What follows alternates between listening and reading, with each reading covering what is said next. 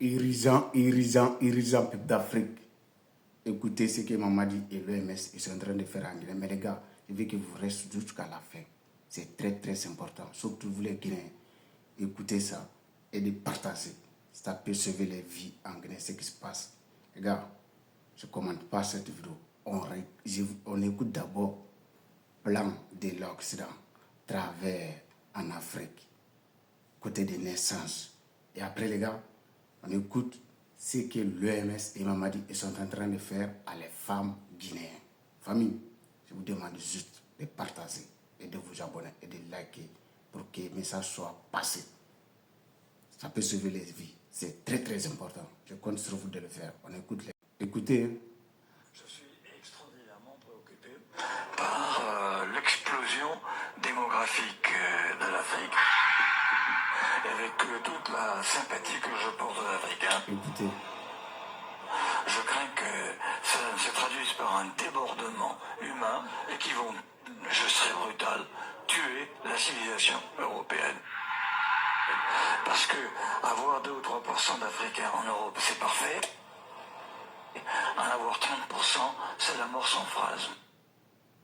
Alors je reviens un peu en arrière, j'ai écouté des intervenants avec sympathie, notamment Gourevitch, qui avait l'air de dire bon, mais finalement le danger est lointain, il est peu mesuré. C'est pas vrai. Le danger il est là. Parce qu'en démographie, on peut faire des prévisions à peu près sûres à 30 ans. Donc c'est demain en réalité. Et c'est la raison pour laquelle il faut réagir maintenant. D'ailleurs, ce que je propose, ce n'est pas de larguer des bombes atomiques sur l'Afrique.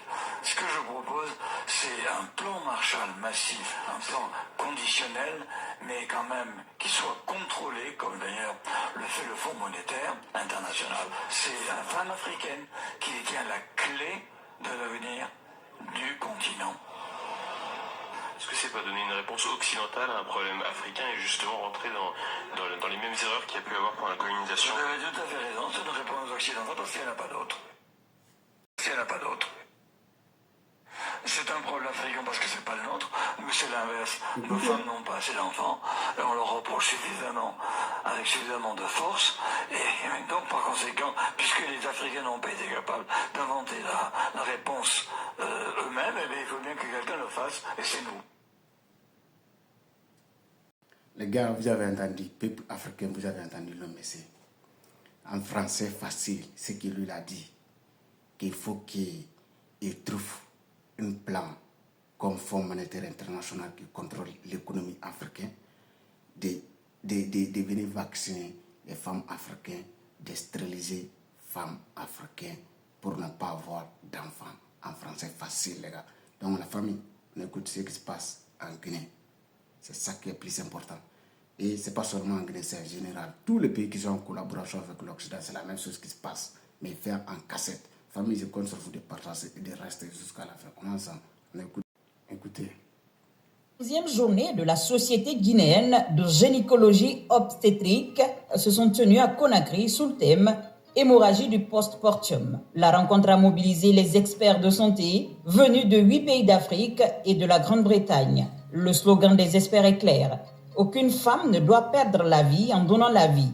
Depuis 2 ans, on est en train d'introduire dans la prise en charge des hémorragies du postpartum des molécules innovantes comme la carbétocine thermostat, l'acide tranexamique et le misoprostol, dans la région notamment de Mamou et Labé.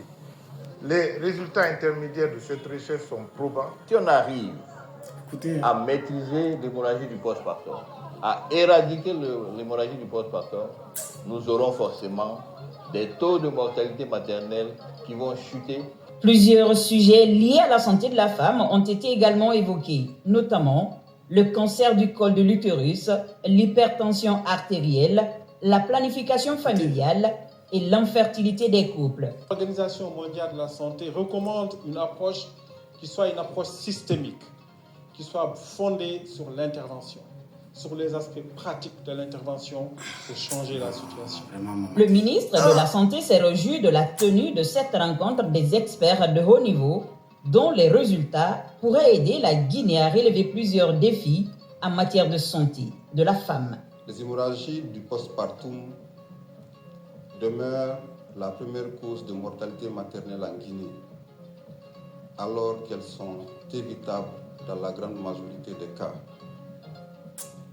Le gouvernement de la République de Guinée s'est engagé résolument à renforcer les capacités de prise en charge obstétricale dans les structures de santé, y compris en milieu rural. Fini les 11e journées de la Société guinéenne de gynécologie obstétricale. Il appartient désormais à chaque délégation d'utiliser les recommandations pour relever ces défis au plan local.